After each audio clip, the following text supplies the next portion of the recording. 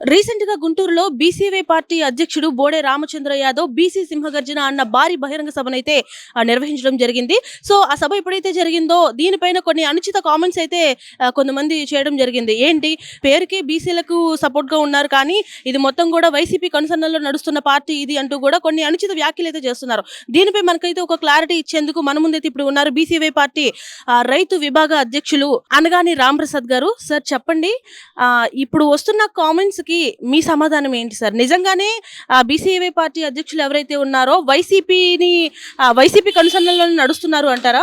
ఎప్పుడైనా సరే సమాజంలో ఒక తప్పు జరిగినప్పుడు ఆ తప్పును కప్పిపుచ్చుకోవడానికి 100 తప్పులు చేస్తూ ఉంటారు. సో అట్లాగే గత దశాబ్దాలుగా 2 కుటుంబాల మధ్య మిగిలిన వర్గాలు ఏ రకంగా అయితే అణచివేతపడ్డాయో వాటికి న్యాయం చేసే ఉద్దేశంతో బోడే రామచంద్ర యాదవ్ గారు బీసీ సింహగర్జన పెట్టారు. బీసీ సింహగర్జన అంటే బీసీలకు మాత్రమే కాదు, బ్యాక్వర్డ్ క్యాస్ట్ అనే కాదు, ఆర్థికంగా వెనకబడిన ప్రతి ఒక్కరికి 2 కుటుంబాలకు సంబంధించిన వ్యక్తులు ఎవరైతే ఇప్పుడు అధికారం చేపట్టారో వాళ్ళు, వాళ్ళ ఫ్యామిలీ మెంబర్సు, వాళ్ళకి బినామీలు బాగుపడ్డారు తప్పించి ఆ సామాజిక వర్గాల్లో కూడా వెనకబడిన వాళ్ళు చాలామంది ఉన్నారు. కాబట్టి బీసీవై పార్టీ యొక్క సింహగర్జన ఉద్దేశం ఏంటంటే ఆర్థికంగా వెనకబడిన వాళ్ళు కుల మతాలతో భేదం లేకోకుండా ఆ రకంగా సభను పెట్టి సక్సెస్ అయ్యారు. దీనికి పార్టీలో ఉన్నటువంటి వ్యక్తులు అధికార పార్టీ వాళ్ళు కానీ లేదంటే వైసీపీ వాళ్ళు కానీ ఈయన మీద నిందలు వేయడానికి క్యూ కడుతున్నారు. అవన్నీ నేను పోస్టులు చూస్తూనే ఉన్నాను. కాకపోతే ఇప్పటి వరకు కూడా దశాబ్దాలుగా బీసీలు ఓటు హక్కును ఉపయోగించుకొని అధికారాన్ని చేపట్టి ఏ ఒక్కరైనా సరే సమాజం కోసం కానీ వెనకబడిన వారి కోసం కానీ లేదంటే ఆర్థికంగా వెనకబడిన ఈ బీసీ సామాజిక వర్గాలకు చెందిన వారికి కానీ వీళ్ళు ఎప్పుడైనా సరే ఏదైనా సరే ప్రశ్నించారా? తమ పార్టీ తరఫు నుంచి ఏదన్నా ఇచ్చేశారా? ఇవి ఒక్క అంశమే కాదు, కనీసం వీళ్ళు మంత్రులుగా ఉండి కూడా ఒక్క ఫైల్ మీద కూడా స్వతహాగా నిర్ణయం తీసుకొని సంతకం పెట్టే పరిస్థితి లేదు. అంటే ఇంత బానిస బతుకు బతకాల్సిన అవసరం ఉందా? ఎందుకు బానిస బతుకు అంటున్నానంటే పోయిన సంవత్సరం గౌతు లచ్చన్న గారి స్వాతంత్ర సమరయోధుల గారి కార్యక్రమానికి టీడీపీ మంత్రివర్గంతో పాటు వైసీపీ మంత్రివర్గానికి చెందిన ఎక్స్ మంత్రి కూడా అటెండ్ అవడం జరిగితే అతను ఎందుకు వచ్చాడు, వైసీపీ మంత్రి ఎక్స్ మంత్రి ఎందుకు వచ్చాడు అని చెప్పేసి అధికార పార్టీ టీడీపీ వాళ్ళని అడగ్గా ఈ బీసీ సామాజిక వర్గాన్ని వీళ్ళు సంజాయిషి చెప్పుకోవాల్సిన పరిస్థితి ఏర్పడింది.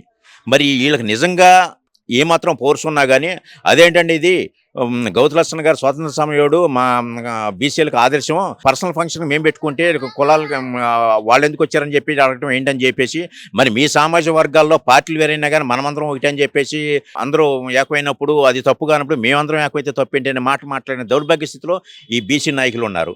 మరి రేపు నుంచి కూడా ముందు మేము మీకు పదవులు ఇచ్చాం కాబట్టి మా పార్టీల్లో మీరు మీ కులదేవతలను కాదు పూజించాల్సింది, రేపు మాకు పూజ చేయాలన్నా ఆశ్చర్యపోవాల్సిన పని లేదు. ఎందుకంటే ఓం చంద్రబాబు నాయుడు మహా, ఓం లోకేష్ ఆయన మహా నిన్న భజన చేసిన పరిస్థితి కూడా వచ్చినా ఆశ్చర్యపోవాల్సిన పని లేదు.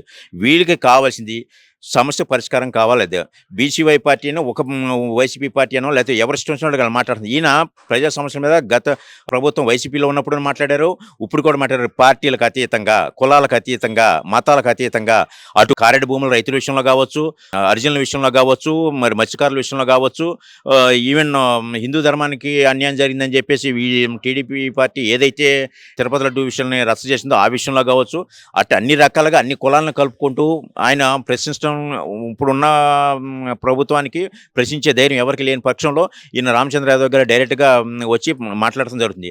మరి నీ ఒక కులానికి ఏ రకంగా ముద్రేస్తారనేది ఎవరికి అర్థం కావట్లేదు. పోనీ మీ దాంట్లో ఉన్న వాళ్ళు ఎవరైనా సరే, అధికారంలో చేపట్టిన వాళ్ళు ఎవరైనా సరే, బీసీ సామాజిక వర్గానికి చెందిన వాళ్ళు కానీ ఎవరైనా సరే టాలెంట్ ఉన్న వాళ్ళు చాలామంది ఉన్నారు బీసీల్లో. ఉయ్యూరుకు చెందినటువంటి సాయి శ్రీవాలని పాప 16 గోల్డ్ మెడల్ కొట్టింది అండర్ 14లో. మరి ఆ పాపకి ఇంతవరకు గుర్తింపు లేదు. మరి అదే మరి అధికారం చేపట్టినటువంటి కులానికి సంబంధించిన వాళ్ళు అయితే ఏ థర్డ్ ప్లేస్ వచ్చినా కానీ ఆకాశం నుంచి పూల వర్షం కురిపిస్తున్నారు. మరి అలాంటి ఈ సాయి శ్రీవల్ అనే పాపకి కనీసం థ్యాంక్స్ చెప్పి ఎంకరేజ్ చేస్తామని ప్రోత్సాహం కూడా. అలాగే స్వాతి కావిడ ఒక అనాథాశ్రమాన్ని మెయింటైన్ చేస్తుంది సొంత ఖర్చులతో. మరి అలాంటి వాళ్ళు ఎందుకు లేదు అంటే టాలెంట్ అనేది వీళ్ళ సొత్తా, ఈ 2 కుటుంబాల సొత్తా ఏంటనే నాకు అర్థం కావట్లేదు. టాలెంట్ అనేది అన్ని కులాల్లోనే అన్ని మతాలు ఉన్నారు. మరి టాలెంట్ని గుర్తిస్తేనే కదా భారతదేశం ముందుకెళ్ళగలిగేది. అలాంటిది ఎందుకు గుర్తించట్లేదు? దీనికి ఎవరు సమాధానం చెప్పుకోకుండా మన బీసీలు ఓటు చీల్స్తాడనో లేకపోతే బీసీలకు మీరు న్యాయం చేయండి. బీసీవై పార్టీ పెట్టాల్సిన అవసరం లేదు కదా రామచంద్ర యాదవ్కి. మీరు ఎప్పుడు న్యాయం చేశారు? ఎన్టీ రామారావు గారు పార్టీ పెట్టినప్పుడు 44% బీసీలకు రిజర్వేషన్ అన్నారు. ఆ రిజర్వేషన్ ఏమైంది?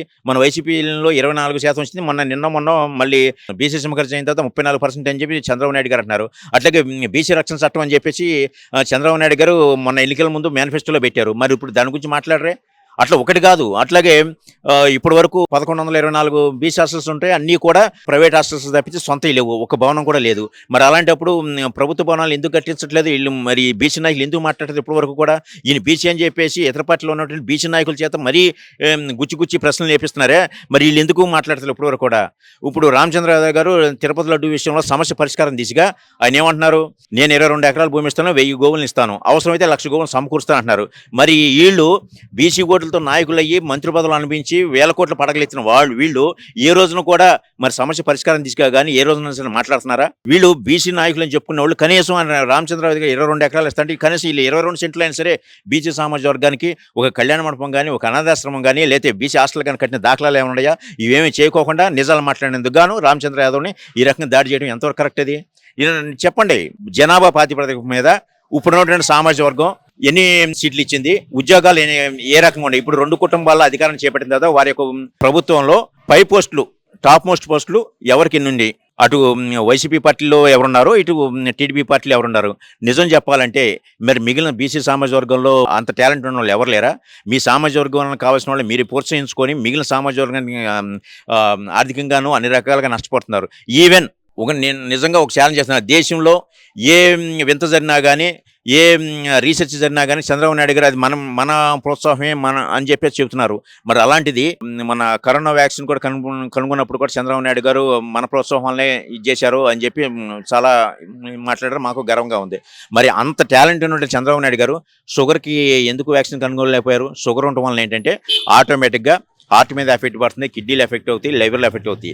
షుగర్ అనే దానికి వ్యాక్సిన్ కనుక్కుంటే మిగిలిన ఎఫెక్ట్ అవ్వవు కాబట్టి దానికి ఆ మెడిసిన్ కనుక్కోకుండా డ్రగ్ మాఫియాని మెయింటైన్ చేయడం కోసం వీళ్ళందరూ ఈ రకంగా పెద్దలకి ఇదవుతున్నారు, ఆర్థికంగా అనేక రకాలుగా నష్టపడుతున్నారు. అట్లా రైతాంగంలో కూడా ఈ బీసీ సామాజిక వర్గం ఎక్కడైతే ఎదిగితే మళ్ళీ రేపు మనకి రాజకీయంగా మనకి ఎక్కడ మొగుడవుతారని భయం చేత వీళ్ళని ఆర్థికంగా తొక్కిపెట్టే ప్రక్రియలో భాగంగా వీళ్ళకి ఎవరూ కూడా ఇచ్చేయట్లేదు. ఇవాళ బోడే రామచంద్ర యాదవ్ మీద మాట్లాడేటువంటి ఏ ఒక్క నాయకుడైనా సరే వీళ్ళు పెట్టినటువంటి బీసీ సంక్షేమంలో కానీ, లేదంటే కార్పొరేషన్లో కానీ, బీసీ కార్పొరేషన్ కానీ, ఎస్సీ ఎస్టీ కార్పొరేషన్ కానీ వాళ్ళు బడ్జెట్లో కేటాయించిన నిధులు ఎంత, ఇప్పుడు అమలు జరుగుతున్నది ఎంత, అసలు ఎంత ఇది చేశారనేది ఎవరైనా గట్టిగా మాట్లాడే ధైర్యం ఎవరికైనా ఉందా?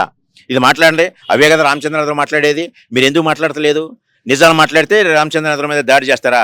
మీరు ఎంతసేపు కూడా మేము బీసీలకు అండగా ఉంటాం, ఎస్సీ ఎస్టీలకు అండగా ఉంటాం, కాపులు రిజర్వేషన్ ఇస్తాము, కాపులకు అండగా ఉంటాం అని చెప్పేసి మీకు వాళ్ళ అధికారం చేపట్టే వరకు ఓట్లు సేకరించి అధికారాన్ని చేపట్టిన తర్వాత మీకు ప్రసాదం పెట్టి వాళ్ళు బిర్యానీలు తింటున్న సంగతి మీరు మర్చిపోతున్నారు. నిజంగా అన్ని జాతులను కలుపుకోవడానికి రామచంద్ర యాదవ్ వచ్చాడు కాబట్టి మీరు ధైర్యంగా ముందుకు రండి. అంతేగాని ఇలాంటి అవాకులు చవాకులు కానీ వెళ్తే నేను పార్టీ ప్రమేయం లేకుండా స్వశక్తిగా డిబేట్లకు సిద్ధంగా ఉన్నాను. మీరు ఇప్పుడు వరకు అధికారం చేపట్టిన పార్టీల్లో బీసీ నాయకులు బీసీల కోసం ఏం చేశారో, వెనకబడిన వారి కోసం ఏం చేశారో, ఆర్థికంగా వెనకబడిన వారికి ముందుకు తీసుకొచ్చే విధంగా వాళ్ళు ఏం చేశారనేటికి సమాధానం చెప్పాల్సిన అవసరం ఉంది.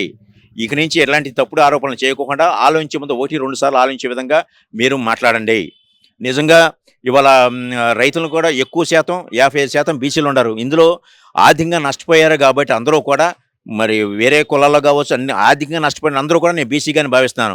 ఇలాంటప్పుడు ఆర్థికంగా నష్టపోయిన అందరూ వేరే గత్యంతరం లేక వ్యవసాయం చేస్తున్నారు. వ్యవసాయంలో బోళ్ళంతా నష్టపోయారు. అంతవరకు ఎందుకు 2012లో చంద్రబాబు నాయుడు గారు పాదయాత్రలో రుణమాఫీని ప్రకటన చేశారు.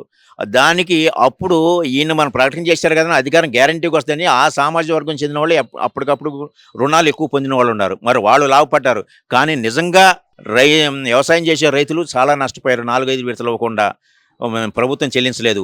అప్పుడున్నటువంటి 2019 మార్చి 10న 38 జీవో రిలీజ్ చేసింది, 4-5 విడతలు చెల్లించాలని చెప్పి చంద్రబాబు నాయుడు గారి ప్రభుత్వం అప్పుడు ఎలక్షన్ రావడం వల్ల అది ఆపేసేశారు.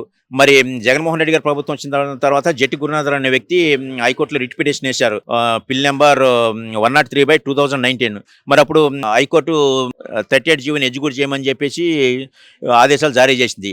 ఆ జడ్జిమెంట్ వచ్చిన 1 మంత్కి కరెక్ట్గా 25/9/2019 38 జీవోని రద్దు చేస్తూ వైఎస్ఆర్సీపీ ప్రభుత్వం 99 జీవోని రిలీజ్ చేసింది. మరి మీరు ఈ అధికారంలోకి వచ్చారు, మీ ఎజెండానే మీరు క్లారిఫై చేసుకోకుండా ఎంతసేపు తప్పుదో ఈ ఈ ప్రభుత్వం మరి హైకోర్టు తీర్పును గౌరవిస్తూ ఆ 38 జీవోని ఏదైతే రద్దు చేస్తూ 99 జీవోని రిలీజ్ చేశారో ఆ 99 జీవోని రద్దు చేస్తూ మరి రైతులకు న్యాయం చేయగలరా? ఎక్కువ శాతం మరి వెనకబడిన వాళ్ళే కదా ఉన్నది, మరి దీనికి న్యాయం చేయగలరా? ఏ విషయంలో మీరు న్యాయం చేస్తారు చెప్పండి? బీసీ కార్పొరేషన్కి ఎంత ఇచ్చారు నిధులు, అట్లాగే SC/ST కార్పొరేషన్కి ఎంత ఇచ్చారు, ఏమి ఇచ్చారు?